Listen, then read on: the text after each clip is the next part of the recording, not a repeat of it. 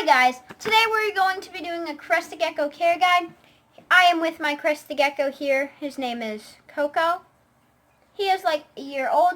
Okay, so we're going to divide this up into a couple categories. We're going to have husbandry.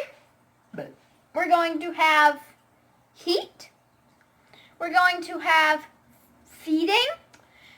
And we're going to have like decor, substrate, stuff like that. So we're going to call that just substrate, but it's going to be that stuff. Okay, let's get into the first category. Guys, we're at the first segment called husbandry. So, I'm going to show you in a second what Coco's tank here looks like, but you have a variety of options. 1, you can do a bioactive tank. 2, you can just do fake plants and stuff like that, or you can do a mix like I have, fake and real. So,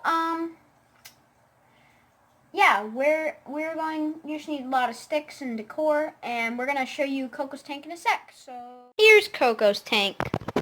As you can see, you have to have it pretty filled. I got a snake plant, a couple sticks, live fake plants, and then you have to have this hammock thing, which we'll talk about in a little bit. But this is what you want your basic crested gecko setup to look like. So now, let's get into the next category. We're going to be talking about heating. So, I would say room temperature, but the only exception is if your house gets really cold or really hot. So, don't have it above 80, and you don't want to have it below 69 degrees Fahrenheit. If you need to, if you live in a colder place, you can use such thing as a ceramic heat emitter or something like a heat mat. It's like you would stick this to the side of the cage, and it would like go on the bottom, and you'd have to regulate it with a thermostat. Yeah. So let's get on to the next segment. Back to the segment for feeding. So, feeding, you need a variety of things. As I showed you, you will need that hammock. I'll probably insert, I don't know if I can insert a picture because I'm new with editing, but I might like just put something up there. But I don't think I will. So also with feeding, you want to feed a variety of things. So you can feed insects, mealworms. Mealworms have a hard shell, be careful. But here's what I feed my crested gecko. Okay. You need to have a variety of things. So I kind of switch it up. Have something like the Zoo Med crested gecko food. It's not the best, right? But it works. Just switch up the diet. You have something like this. I don't know if you can see, it's Pangea. And then you also would have like Rapashi. You would have Melanistic. There's a couple other like gecko brands and stuff that I just don't really know. Sorry guys, I'm on a tripod. Never used one of these before. But yeah, so yeah, and I would definitely recommend having some sort of a feeding ledge. Like you can get Mag Rock natural feeding ledges. You can use a Repti hammock, but definitely have a feeding ledge. And yeah, so now we're going to move on to the next segment. See you there. Keeping reptiles, the most controversial topic is probably substrate.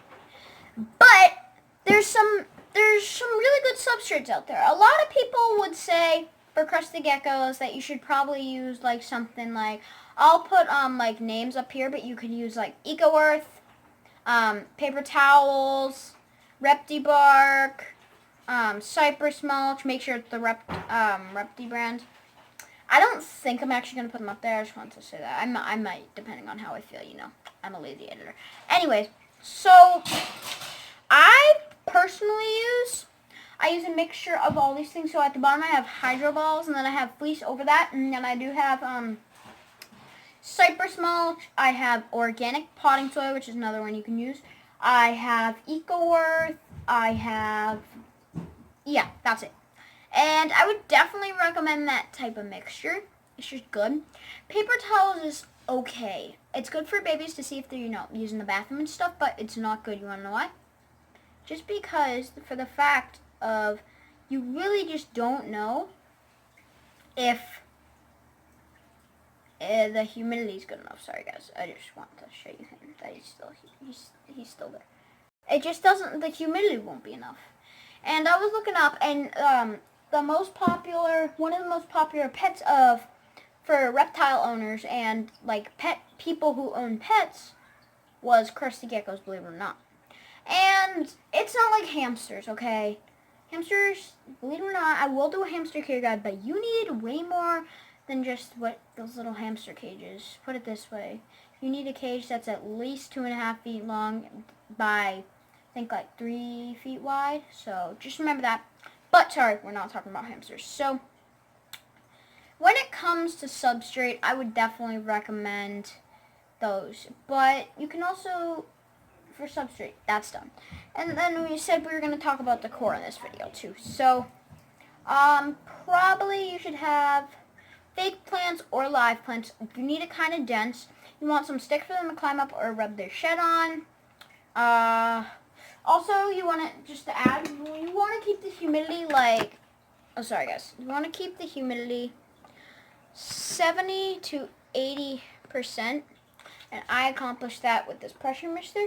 But yeah, you don't have to have one. So yeah, I think that's all for this video. Oh, also, this is optional, but I feed them in like Gatorade caps, and I do put water in other cap, but just mix them down once in the morning and once in the afternoon. And yeah, guys, we'll see you on the next one. Bye!